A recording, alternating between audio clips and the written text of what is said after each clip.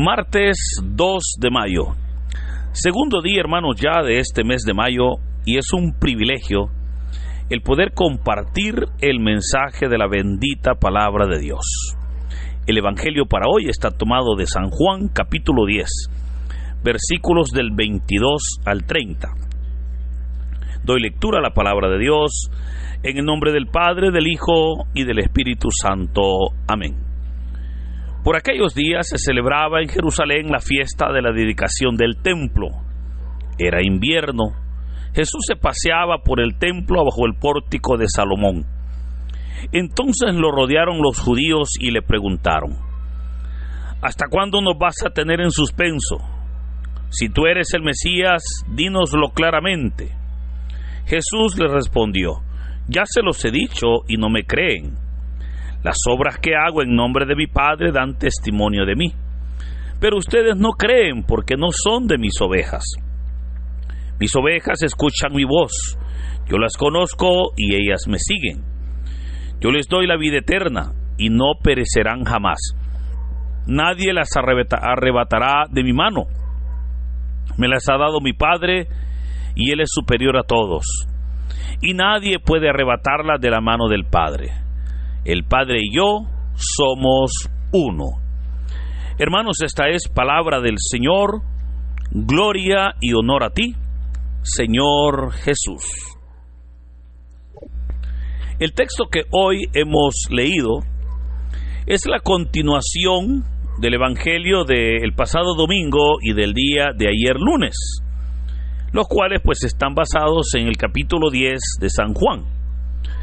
Recordemos cómo este capítulo va a desarrollar el tema de cómo Jesús es el buen pastor. Un diálogo que el Señor pues va a dar a los fariseos después de expresarles una parábola, que es la parábola del redil, y que es el evangelio pues que veíamos el pasado domingo. Así entonces, Jesús está en Jerusalén y hoy se nos da un dato bien interesante, porque el texto de hoy, que comienza en el versículo 22, nos dice que Jesús se encontraba en Jerusalén para la fiesta de la dedicación del templo. Es interesante cómo el evangelio de San Juan nos presenta que Jesús fue en 3 ocasiones a Jerusalén. Hoy es ya el capítulo 10 y esta es la tercera vez que se nos presenta a Jesús, ahora ya en la gran capital de Israel. Y se conmemoraba, se nos dice ahora, la fiesta de la dedicación del templo. Esta fiesta, hermanos, era una fiesta muy bonita, muy especial, y que conmemoraba aquella hazaña que habían hecho los macabeos allá 165 años antes de Cristo. ¿Y en qué consistía? Cuando usted y yo leemos el libro de los macabeos, se nos describe cómo aparece un descendiente de Seleuco, ¿verdad?, el cual fuera un líder del ejército griego, y de Seleuco nacen los seleucidas, y los seleucidas les nace Antíoco Epífanes, el cual pues se nos presenta como un hombre malvado, que en el año 180 viene e invade Israel y conquista esas tierras. Antíoco Epífanes realizó una profanación del templo e hizo lo que Daniel va a llamar la abominación desoladora. Y la abominación desoladora consistió en que Antíoco Epífanes destruyera, ¿verdad?, el templo, y en el altar de Dios lo profanara sacrificando una cerda, o sea, sacrificando una marrana, o como le diríamos, sí, una cerda, ¿verdad?, que es un animal, pues el cerdo. Entonces vemos cómo de esa manera el templo fue profanado. Pero ante esa profanación se levanta la familia de los macabeos, ¿verdad? Que era compuesta por 5 personas: Matías Macabeo, Judas Macabeo y sus hermanos, y obviamente se levantan en armas para pelear contra los griegos, en este caso contra los seleucidas. Y es hasta el año 165, o sea 15 años después, que ellos logran asesinar pues a Antíoco Epífanes, y nuevamente vienen ellos y purifican el templo y hacen pues toda una ceremonia, ¿verdad?, que se le llamó la dedicación del templo. Pero esa fiesta comenzó Israel a celebrarla todos los años, a conmemorar cómo aquel templo que había sido profanado, eran los macabeos los que nuevamente lo habían rededicado a Dios, y obviamente habían recuperado ese lugar santo para rendirle culto y adoración al Señor.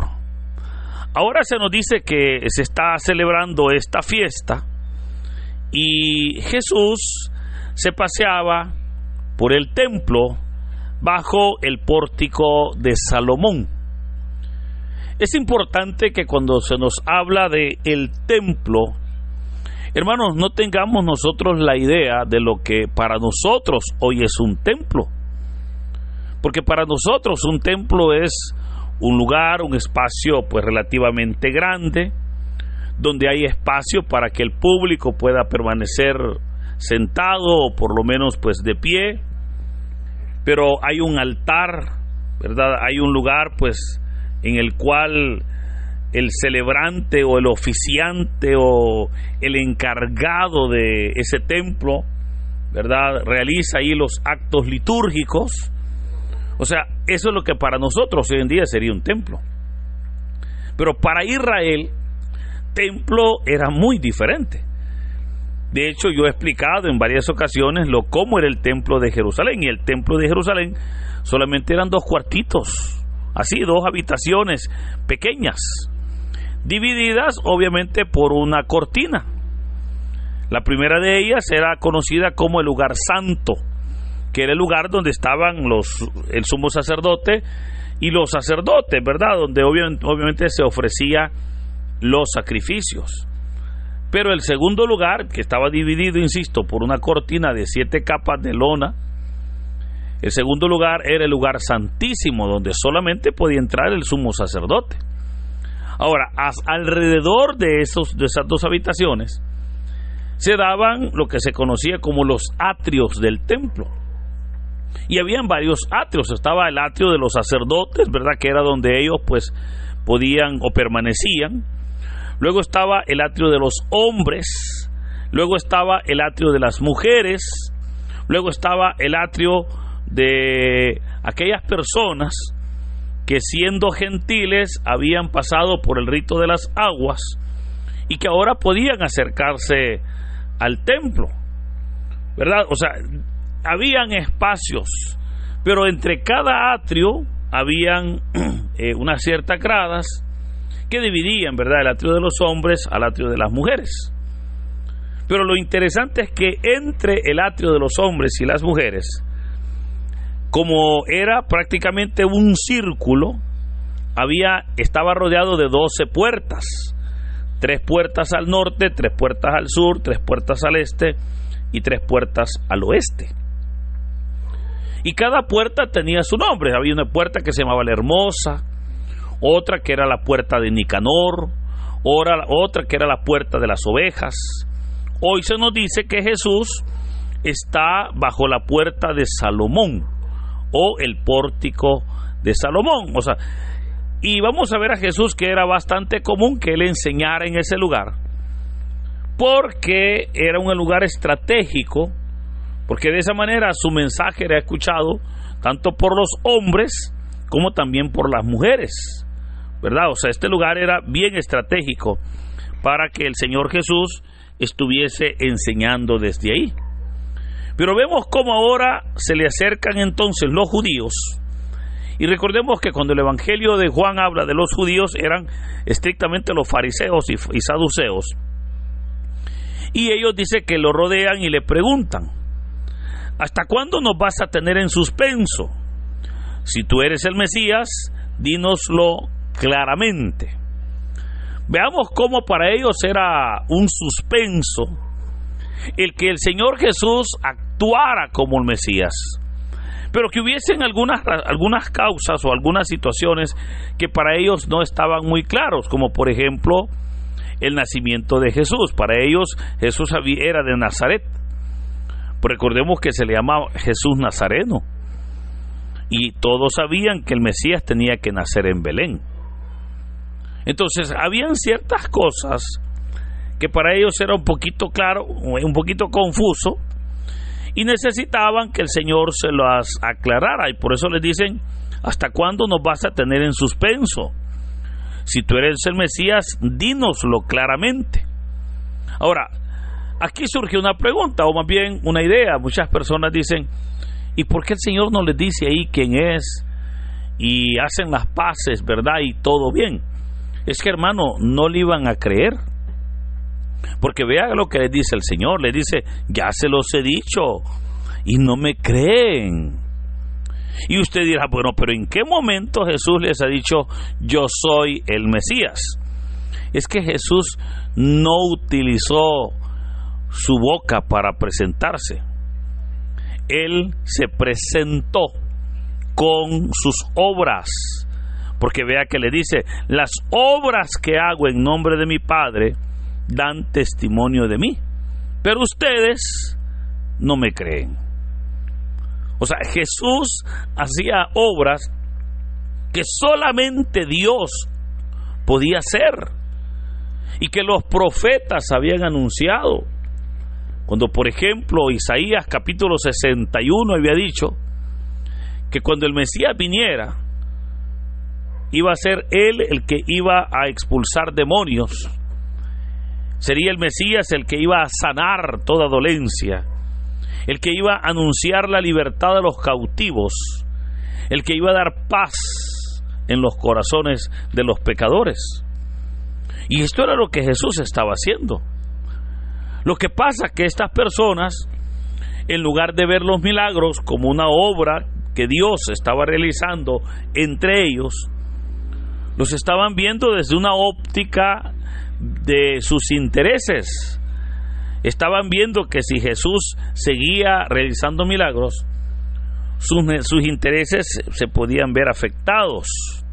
O sea, para ellos no les convenía reconocer que aquellos milagros eran verdaderamente la obra de Dios, porque entonces la gente iba a creer en Jesús. Y por eso es que Jesús les dice: miren, yo ya se los dije, lo que pasa es que ustedes no me creen. Pero esto, hermanos, es lo que hasta hoy en día todavía sucede en muchas personas. ¿Cuántas personas dicen: mire, yo no sé si Dios existe porque yo a Dios nunca lo he visto? Y tiene toda la razón si nunca lo ha visto. Pero ya la duda creo que es hasta cierto punto necia, ¿no? Porque, hermano, basta con que usted pueda ver a su alrededor cómo la fidelidad de Dios le ha acompañado para declarar que Dios verdaderamente es real en nuestras vidas. O sea, si podemos ver nosotros cómo Dios ha obrado maravillosamente, cómo Dios ha realizado milagros, si podemos ver cómo Dios sigue manifestándose.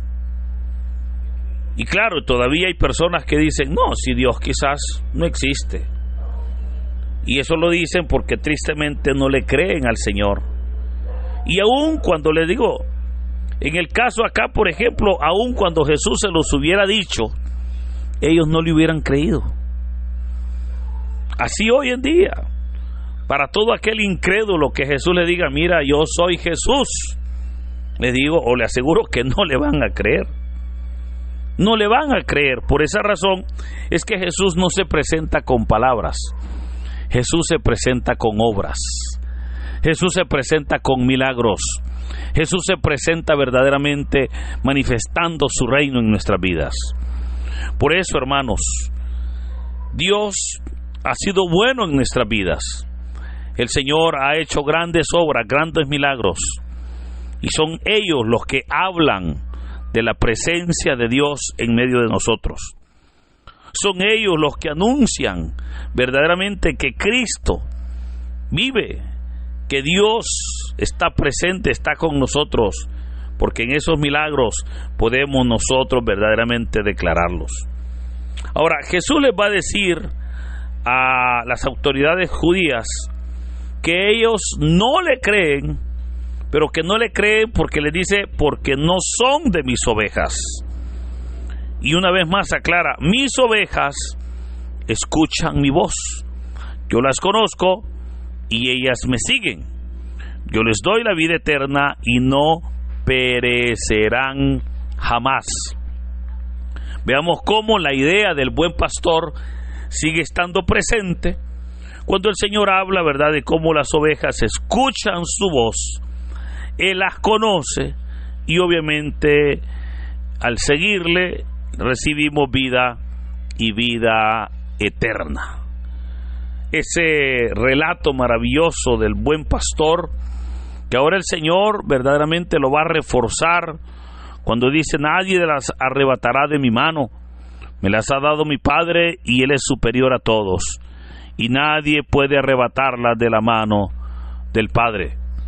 Veamos cómo entonces ahora el Señor está presentando elementos de su reino, cuando lo que le habían preguntado era si Él era o no el Mesías. Pero eso ya se lo respondió cuando les dijo, las obras que yo hago son las que hablan por mí. Pero ustedes no me creen porque no son de los míos. Ustedes no me creen, les dice, porque tristemente no son de mi redil. Pero aquí, hermanos, creo que es también ahora la exhortación para que creamos verdaderamente en Cristo, para que reconozcamos verdaderamente cómo Dios en su gran misericordia ha estado presente todos los días en nuestras vidas, cómo el Señor ha estado obrando maravillosamente, cómo el Señor Jesús ha realizado grandes obras en nuestras vidas, en nuestras familias, las cuales dan testimonio de lo que Jesús es, de lo que Dios hace en nuestras vidas. Al final del Evangelio, el Señor mismo dijo, el Padre y yo somos uno. Veamos cómo Jesús está hablando de esa unidad con el Padre, para poder de esa manera tener y fortalecer al ser humano. Ante todo, queridos hermanos, es el Señor ahora entonces el que nos está revelando su presencia, el que nos está revelando su acción en nuestras vidas a través de los milagros. Si hay milagros en nuestras vidas, que no dudo que los hay, es porque el Señor está presente con nosotros. Y basta con que nosotros, a la luz de esas señales, podamos entender su misericordia, para poder entonces honrar y glorificar a Dios por su fidelidad. Por eso, queridos hermanos, en este hermoso día podemos dar gloria a Dios, podemos declarar que Dios ha sido bueno, que su misericordia ha estado con nosotros y que una vez más vamos a recibir la misericordia del Señor. La palabra de Dios dice que su misericordia se renueva cada mañana.